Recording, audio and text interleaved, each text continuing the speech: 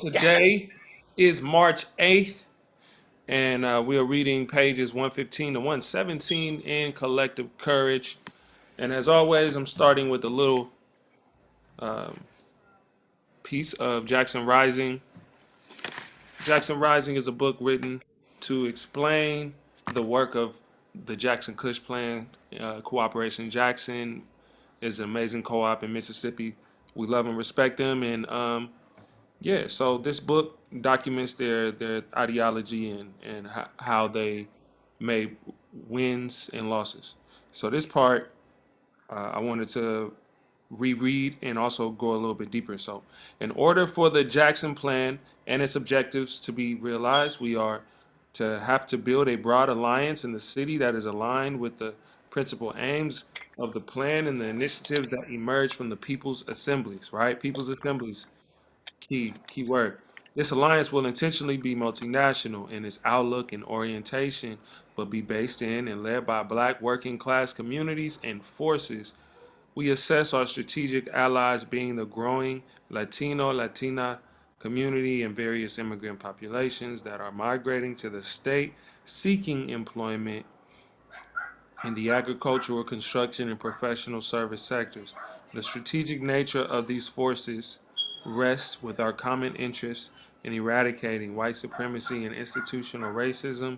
The alliance will also give due focus to building principal relationship with white progressive forces throughout the city and state who are essential to the current and foreseeable balance of power in the state.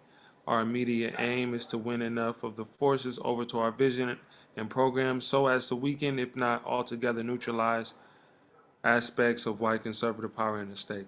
So they had a plan, they recognized their allies, and they also did recognize who might be their opposition strategically. I think that's very detailed to have multiple layers of your objective and understand like who you're trying to serve and who might not be, in alliance with that. And then, you could also recognize that maybe there's an unspoken alliance or unspoken, unseen opportunities for unification amongst those ops, as if you will, or opposition, because it wasn't really looked at in full, and so that's diplomacy. So, but just being clear about where you are in your objectives and what you're trying to accomplish and what that means politically, right? So let's get into the reading 117. Um, 117.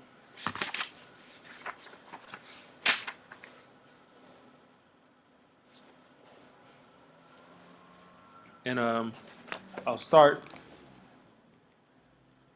right at YNCL officers intended. So YNCO officers intended that the local councils will support cooperative businesses. This was part of the organization's mission. But the organization had financial difficulties early on and did not meet most of its goals. However, it did grow steadily in the first few years and was responsible for launching many buying clubs and cooperatives. Yeah, I love to hear how, once one cooperative starts up, it's kind of like infectious. Other cooperatives starts popping up and they can create an ecosystem. And I think that lengthens the sustainability. Okay, so Baker suggested a plan to raise money from members that would require only a small amount of money from each person to establish a more permanent economic program for the cooperative movement among Negroes. Her penny a day plan was a short term national self help scheme to raise money from among the members and affiliate organizations using consumer power, a strategy similar to the one behind the double duty dollar and don't buy where you can't work campaigns.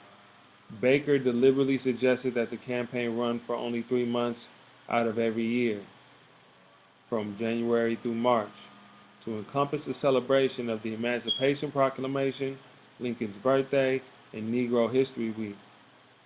Baker's idea was that during this period, members would pledge a penny a day, which would add up to $1 from each person. The focus would be on 20 major cities with large black populations. In addition, organizations sympathetic to the cooperative movement, such as the Federal Council of the Churches of Christ in America, NAACP, National Urban League, Black Fraternal Organizations, Brotherhood of Sleeping Car Porters, and so on, would charge a penny admission to any of their activities during that time and donate some of all of the money to the YNCL. Baker hoped to raise about 5,000 from 5 to 10,000 people in addition to fundraising. The appeal would also be an awareness raising effort to advertise consumer cooperation and educate the general public about cooperatives. Um, I think when I hear campaigns, I always think about psychology, right? And the interesting part about this example is the dollar total, but the penny a day, right? So 3 months, about 90 days, penny a day. I'm sure with the odd days in, it's close to $1. So that's pretty accessible, and very interesting because you're playing off like, oh, I could do a penny a day, right? For to be an owner in something or to participate in helping a cause that I respect. So I think that campaign was just genius. That was genius. In fact, I'm like, oh man, they were able to raise money from 5 to 10,000 people. I mean, that's amazing to me. We could really do some things with that. hmm I mean, we could just make it the dollar a day because comparable. Um, but yeah, that'd be amazing if we. Come on, let's plan it for next year. No, Yeah, yeah, I'm down, and I feel like that's a key part. Like engaging with the community. Closed mouths don't get fed. So asking for help, also striving to providing some value. I think the education aspect and the you know allowing for discounts for buyers in a select few stores, like some kind of structure that builds value into participating in the ecosystem, I think is also an attractive feature that these different cooperatives they enact, as examples. So yeah, it's a lot to learn, and $1 a day is real easy. People spend that. They got subscriptions taking at least $1 a day from them on a monthly basis that they forget about. So Yeah, I thought yeah, what I thought was interesting was when they did the don't buy where you can't work. Um and I think I see something similar, not fully the exact, where they do like Juneteenth month, post your receipt from buying from a black business. Or I think I start seeing that more often now, where it's like promoting um circulating money in the community.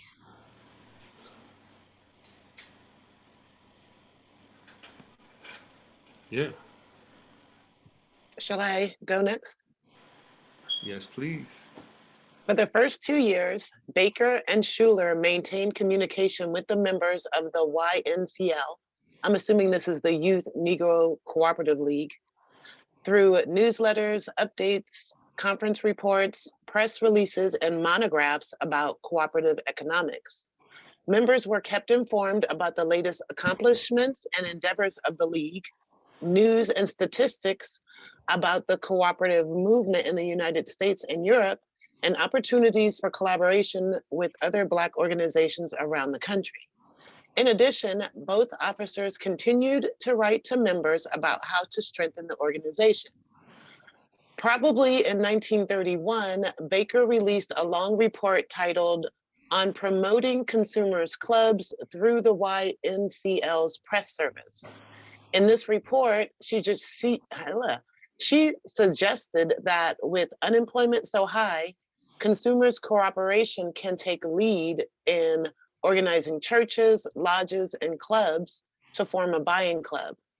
If the average family spent $3 on food per week, they could spend $1 through the buying club with with 200 families, that would be enough to buy in bulk at discounted prices, and everyone's money would go much further. Baker outlined how to promote the consumers clubs. Quite a Organize, few. yeah, organize members of the local YNCO council by their talents and delegate tasks accordingly. Contact leaders of all organized groups in the community. Start with a letter that is respectful of their time and follow up with a face-to-face meeting.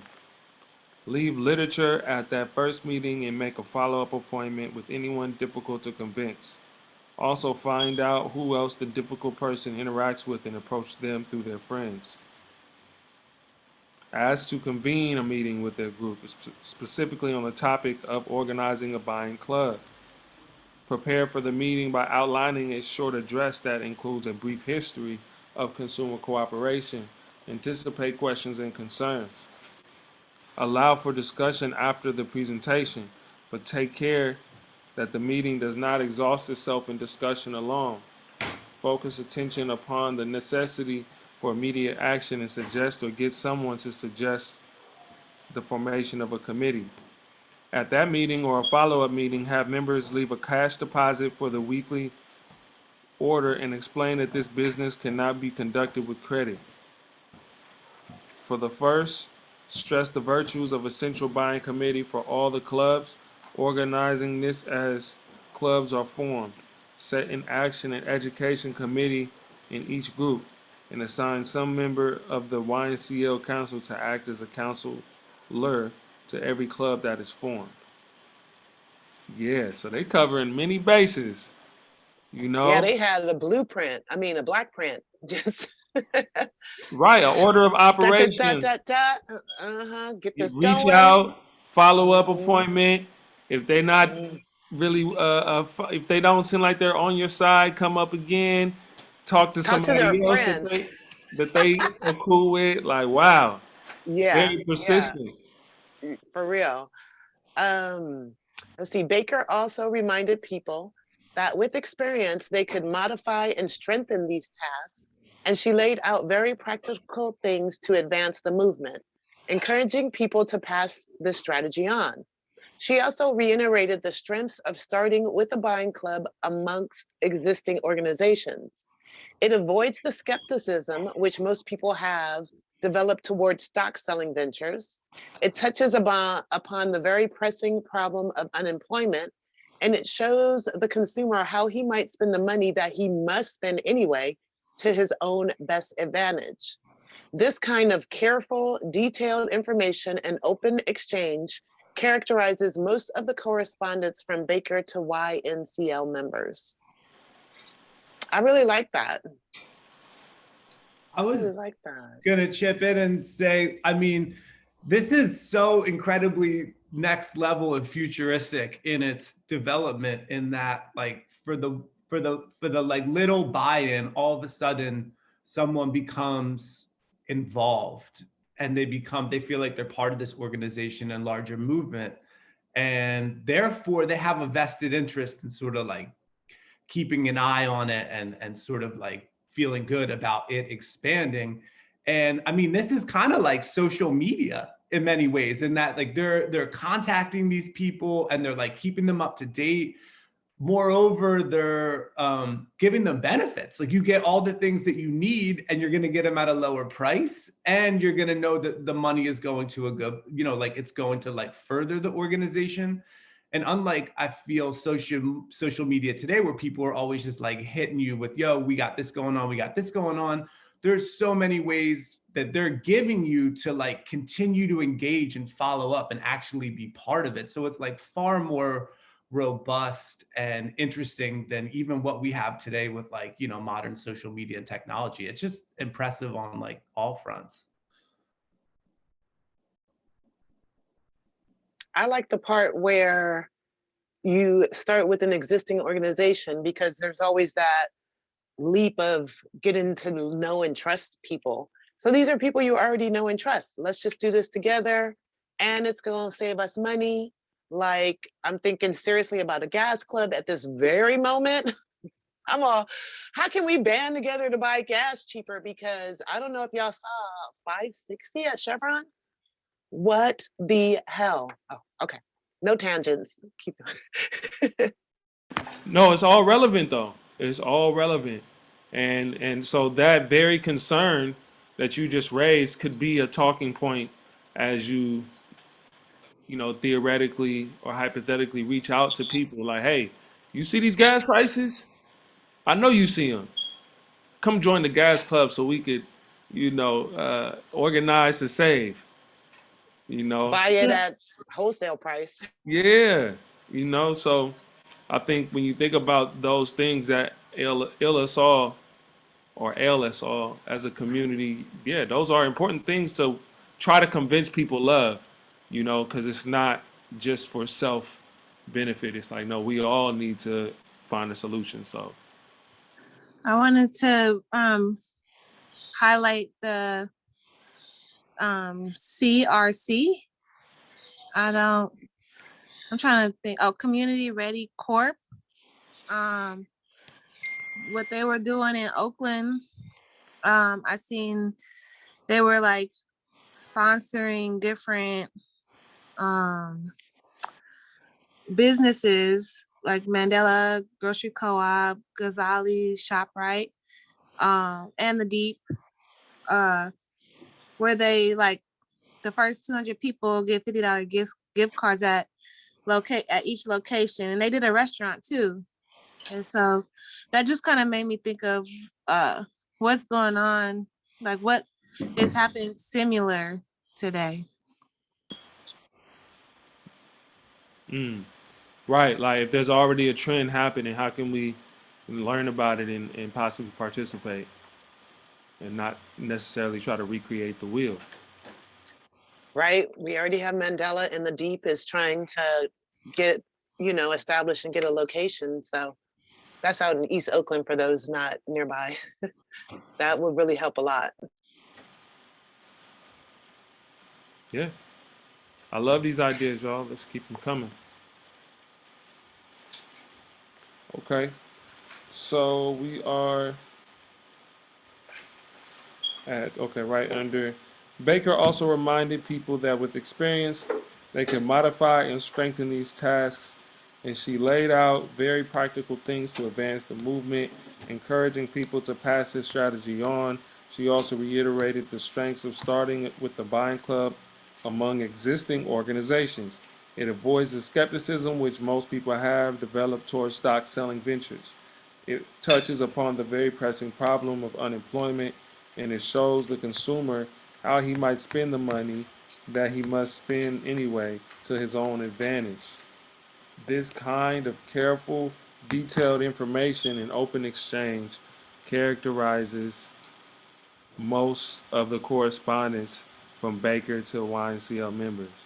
Yeah, so yeah, I love that idea that we're talking about of just understanding like what do we all have that is thorns in our sides. You know, there's gas prices, food prices, you know, like buying in bulk, these things that we already use. How can we, you know, band together and really increase our buying power? Because we have to spend the money anyway. So we might as well like put in a little extra time to,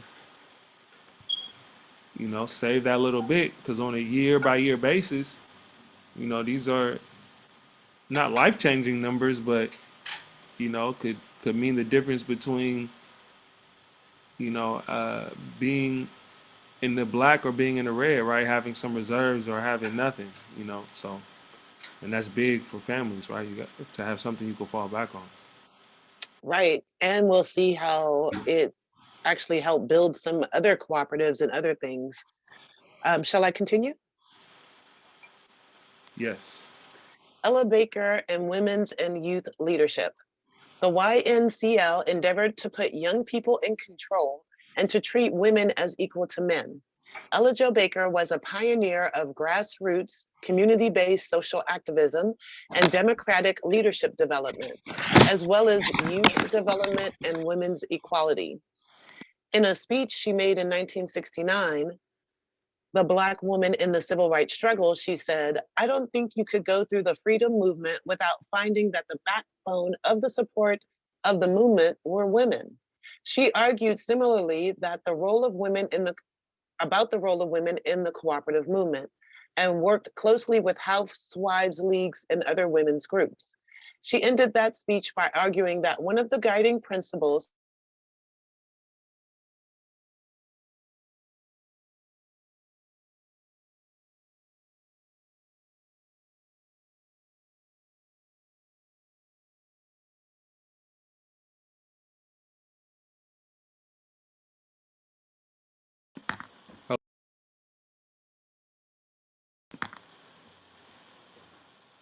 Hello? I Mama can Mia? hear you, but I can't hear her.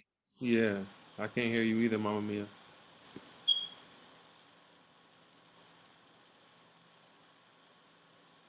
Huh, maybe she's having a connection issue.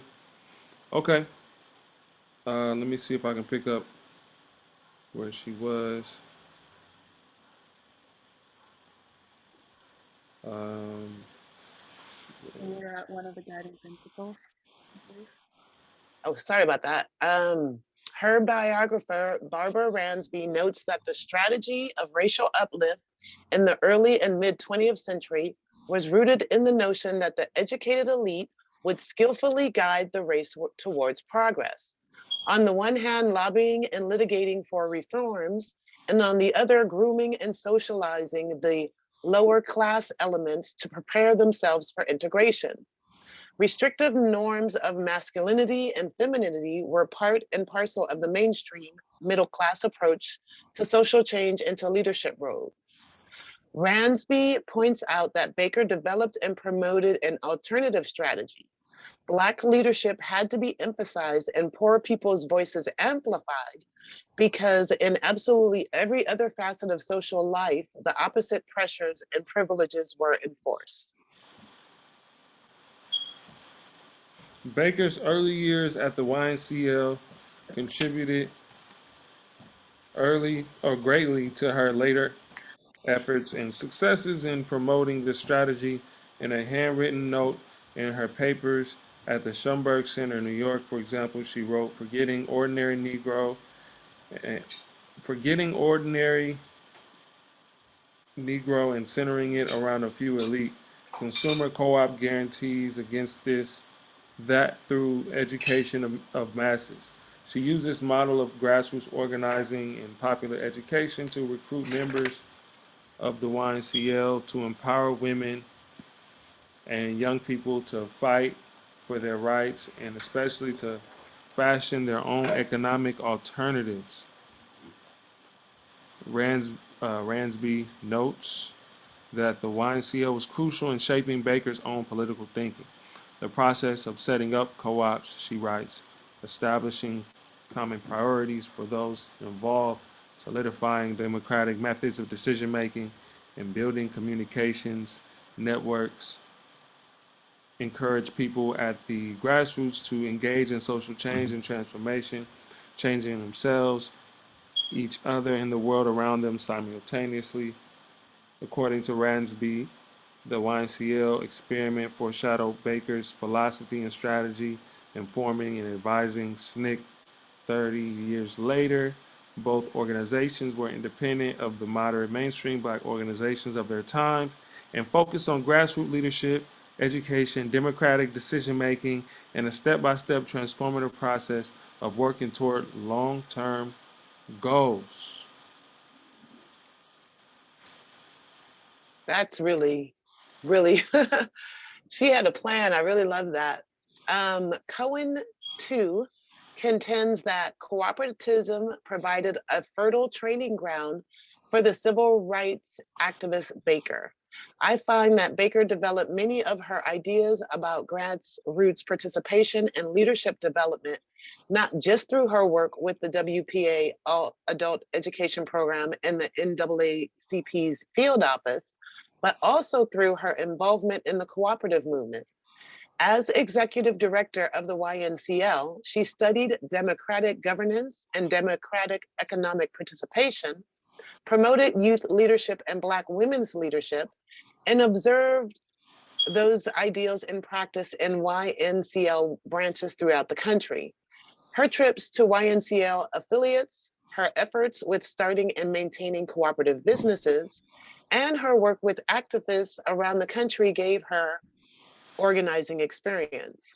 Her work with the YNCL also introduced her to people with whom she would work later in the civil rights movement.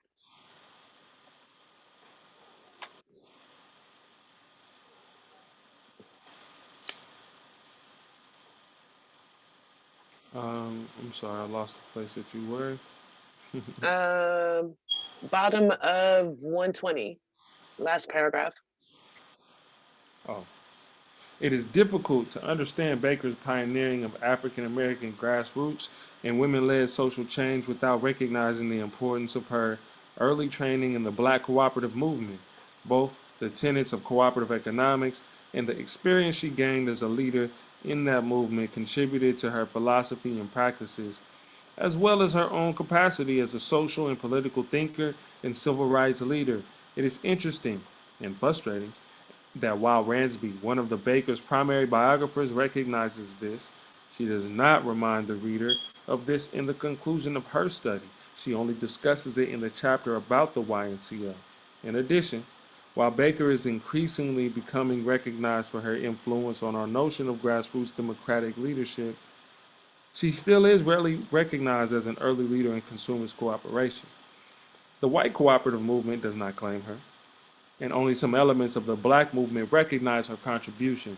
This is another example of how the African American cooperative movement has had a strong but hidden influence on the theory and practice, as well as the personal development of many African Americans in their organizations. Even many who know some of the history are underwhelmed by its significance for some reason, right? We keep running into that It same blows story. me away. Like, It why blows, why don't we know our own history? I don't know, but I'm ready to be like, oh, I need to study this like for real. So here at Repaired Nations, doing this work, and this is how we can expand it. I mean, $1 a day plans, um, organizing around stuff we all need, starting with your friends.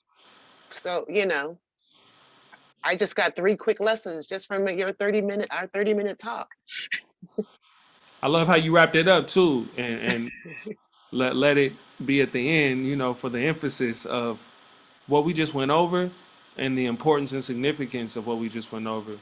Yes, these are strategies that let's meditate on them. Let's pull together our ideas for these bulk gas buying clubs, these food bulk buying clubs, these, whatever we decide we need. Book buying clubs, like, we got to make sure that books don't, fall to the wayside. So, yeah, Or get burned. exactly. Exactly. Exactly. So, thank Mm. y'all for joining us today. We read a little bit of tomorrow's reading, so I'm gonna have to send you guys a little update on the reading tomorrow. Look out for that. And yeah, I appreciate you guys. We'll be back tomorrow, same black time, same black channel. Dang. Go Peace. Ella Joe Baker. Go, go, Adios. go. Ella Joe. Bye. All right, y'all.